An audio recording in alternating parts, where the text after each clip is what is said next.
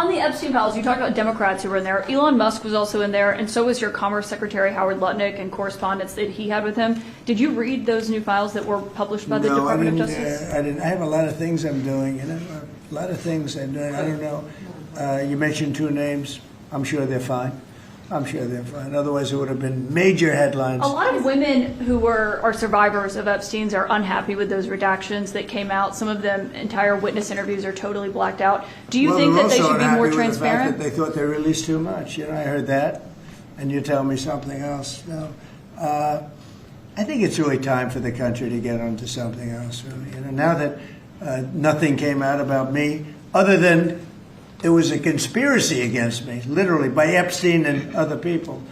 But I think it's time now for the country to maybe get onto something else. But what would you say to people like who feel like they haven't gotten justice, Mr. President? Something that people care about. Yeah, what did you say? Go ahead, What would you say to the survivors who feel like they haven't gotten justice? You are the worst reporter. No wonder CNN has no ratings because of people like you.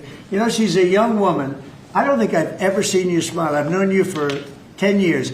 I don't think I've ever seen a smile on your face. I'm asking you about survivors. You know why? You know why you're not smiling? Because you know you're not telling the truth, and you're a very dishonest organization, and they should be ashamed of you. You hear the president say he thinks the country wants to move on from the Epstein files.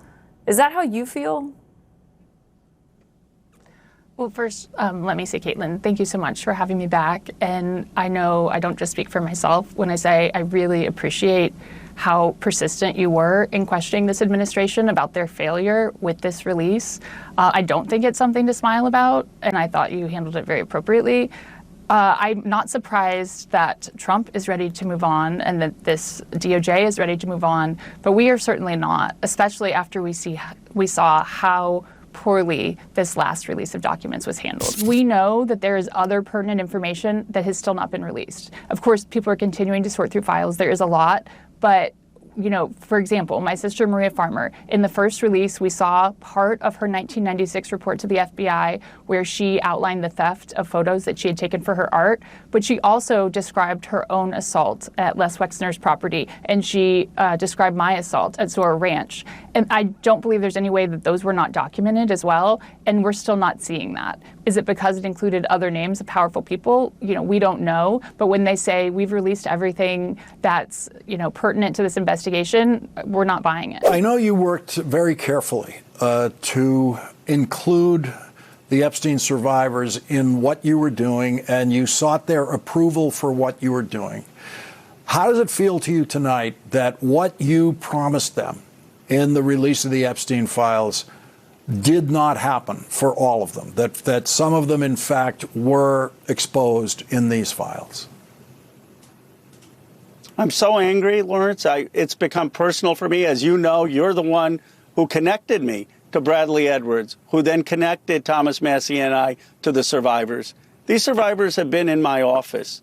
They've talked about being abused and how it's like having a box and pushing that box away, but it never goes away.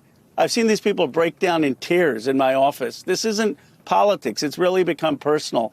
And to see them betrayed when it all could have been avoided, that's why Thomas Massie and I asked the court for a special master. That's why we've been offering to meet with the Justice Department. That's why Bradley Edwards every day was saying to the Justice Department, consult us. And they did none of this. They've just been callous to these survivors, and they've been obsessed about protecting rich and powerful people who abuse them.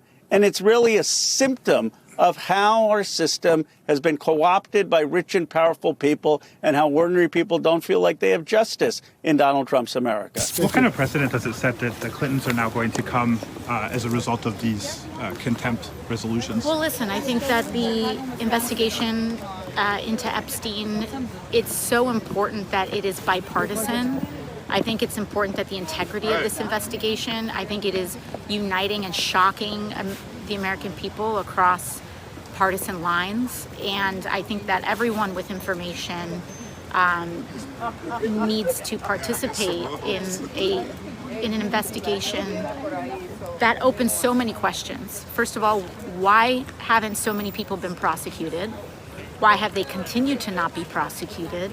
Why is Pam Bondi and the Department of Justice continuing to hide the majority of the Epstein files still, which they admit to the public, contain much more, even more direct evidence of shocking, genuinely shocking crimes and sexual abuse of women, minors, and also increasingly men that are saying that they were trafficked in connection to the Epstein orbit. And so we need to get to the bottom of it. Everyone needs to participate in this investigation.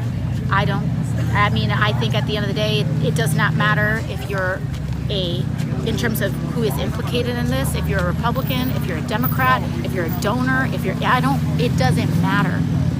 We are talking about sexual crimes and trafficking of children, women, and victims of all kinds. And it seems to go into such a pervasive and extensive extent. Like, we just have to get to the bottom of it. Donald Trump is desperate to get everybody to forget about just how many times his name appears in the Epstein files. And it's quite a bit, just in case you didn't know already. So apparently Donald Trump's name is mentioned in the Epstein files more times than Jesus is mentioned in the Bible. Over 38,000 times Donald Trump is mentioned, and everybody else is like significantly lower than him. And so the response to this, of course, is to pretend like everybody else in the files is legit, but not Donald Trump. You know, the man who's mentioned more than everyone else by like 5 or 6x times. You know, that's all fake. That's all a conspiracy. The fact that we have pictures of him with Jeffrey Epstein, the fact that we have so many people corroborating with the fact that they were best friends for 10 years, like, all that's supposed to be fake. I mean, at the end of the day, Donald Trump's presidency has effectively collapsed. He's still in office. His administration is still going to carry out terrible deeds and ridiculous economic policies. But like the curtain is dropped. You know, like, this man clearly is not going to fix the economy. He's clearly on an imperialist push. He's not going to get us out of Venezuela. He's not going to stop. I mean, who knows if this dude's going to take Greenland? We don't know what he's going to do, right? The economy's collapsing. People are losing jobs left and right. You know, no one's hiring. It's really difficult out here.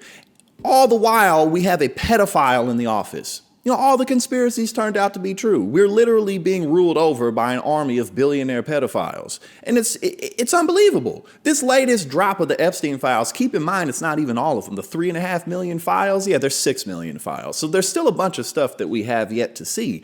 And the stuff in it is just like, what? Like, you know, women disappearing, women being auctioned, women. Let me stop saying women.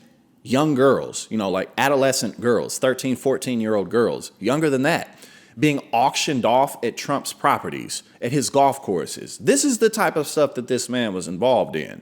And apparently it's all fake. And he's the one who said that they would release the Epstein files, and lo and behold, he's like pedophile number one of the entire planet.